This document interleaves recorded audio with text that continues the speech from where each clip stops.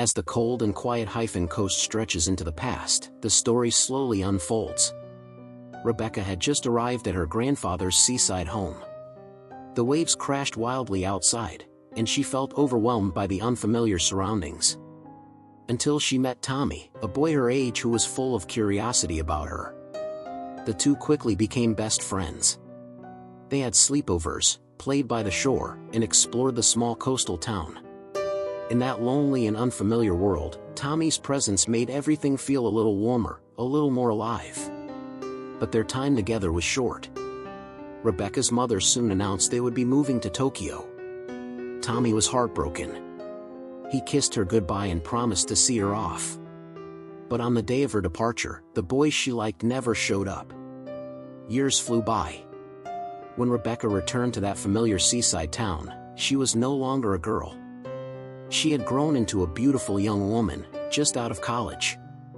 With the help of Tommy's mother, Rebecca met her childhood friend once again. But things had changed. Tommy now had a girlfriend, Ruth. Ruth tried to be kind, but from the very first moment their eyes met, there was tension between them. It was obvious, something unspoken still lingered between Tommy and Rebecca.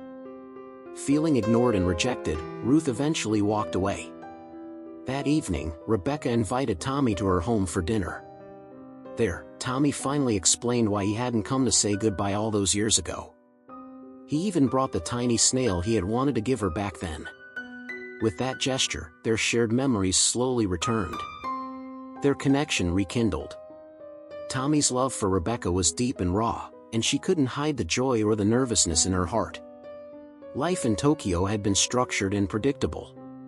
But with Tommy, wild, passionate, and deeply involved in an underground environmental group, everything felt new again. Rebecca fell hard for him. But just as things seemed to be falling into place, fate struck without warning. They were headed together to an event organized by Tommy's group. Halfway there, Rebecca decided she needed a break and got off the bus. And then, a loud explosion. Rebecca could only watch in horror as Tommy collapsed into a pool of blood. He was gone. Love had come crashing into her life, only to be torn away in the cruelest way possible. Desperate to bring him back, Rebecca told his parents her plan. She wanted to clone Tommy, using his DNA, and give birth to him once more. Tommy's mother was horrified. She strongly opposed the idea and left with her husband. But Tommy's father, secretly grieving and perhaps moved by Rebecca's pain, handed over the DNA. And so, on the day Rebecca visited the hospital to start the cloning procedure, a familiar face appeared. Ruth, now working as a nurse, discovered the shocking truth. But everything moved forward. 10 months later, the child was born. Rebecca became a single mother, raising the clone of the man she once loved. The boy was named Tommy. He inherited his father's curiosity, his imagination. Rebecca told him a carefully constructed lie. His father had died in a car accident, and he was born the natural way. But to Rebecca, this was no ordinary child.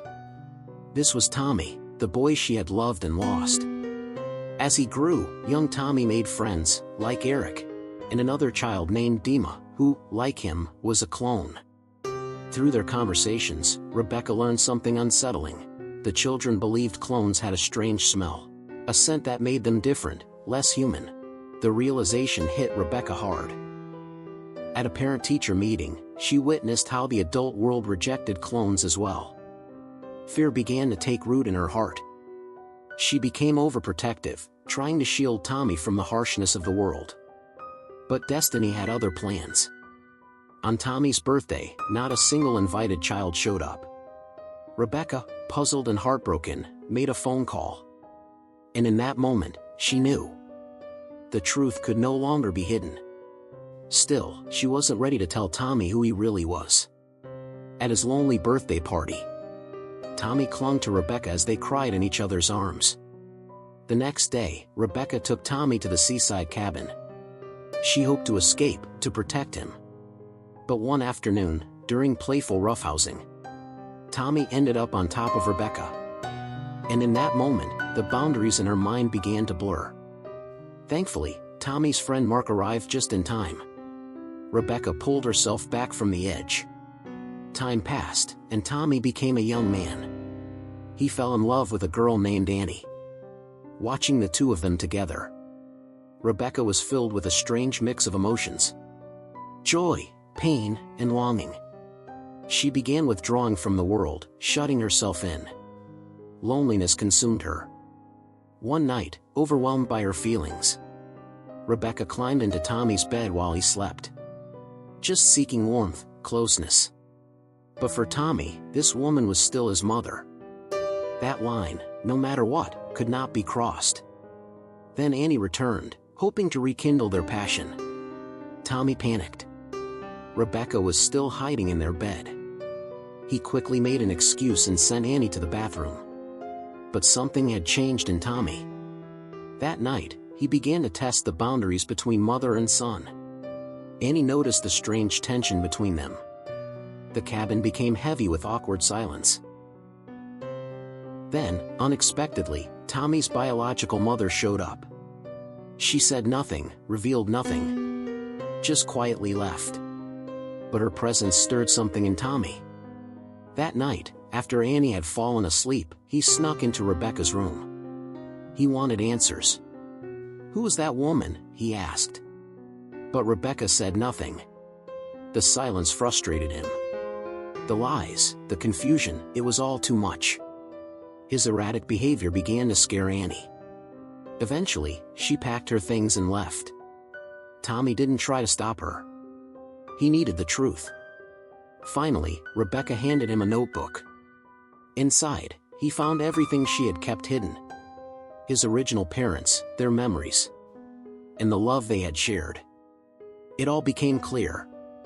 He was a clone. A body created from grief and obsession. Not truly himself. Fear and confusion consumed him. What was he to Rebecca? Who was he, really? Did he even have a future of his own? Because of Rebecca's selfish love, this young man, with Tommy's body but a different soul, began to spiral. Eventually, in a moment of despair and recklessness, they crossed every boundary. Driven by pain, loneliness, and the need for love. But it only led them deeper into darkness. In the end, Tommy left. He couldn't take it anymore. But before he disappeared, he left Rebecca one final gift. A child. His child. Now, at the lonely cabin by the sea, Rebecca waits once more. She's pregnant again. Waiting for someone who will never return. What she doesn't realize is this: life can be cloned, but love can't. And what she's waiting for is nothing but an endless loneliness.